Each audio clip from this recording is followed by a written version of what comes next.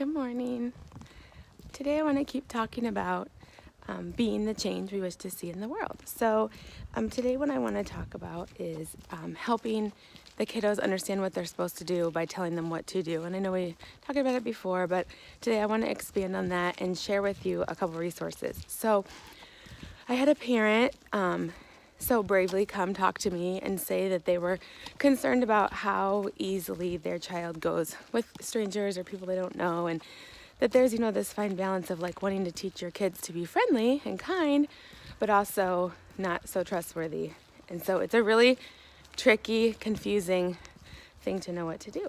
So there is on YouTube a series of videos, and it's the weirdest name, but it's called Howard B. Wigglebottom, and it's Howard like Howard, then lowercase b, and then his last name is Wigglebottom.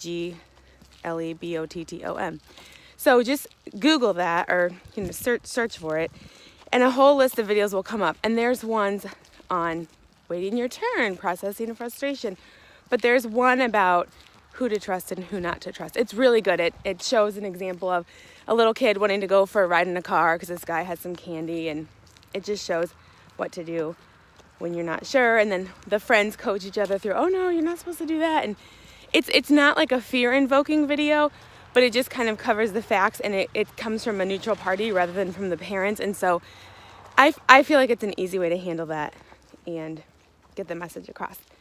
So look those videos up, and then you can show them to your kiddos. View them first, obviously. Make sure you're okay with it. And then in the video, it's like usually 5 to 10 minutes. Just depends on what the lesson is. And then at the end, there's like 2 questions or 3 questions, and they'll show like a picture. Like, is Howard waiting his turn here? No. Is Howard waiting his turn here? Yes. And the kids answer. Like, there's kid voices that answer on the video. So, that is fun. We used to listen to them during meals all the time. So we would sit down for lunch or breakfast or super snack or whatever in my home program. We'd sit down, and then I would pass out the food, and we would listen to a Howard B. Wigglebottom story. And then when that was done, we would take turns and we'd go around on the table and talk. So just kind of practicing those conversation skills. That meal times is another really, really good time to be the change. That's a really good time to process with our children. How was your day? How did it go? What was the best part? Was there anything you would change?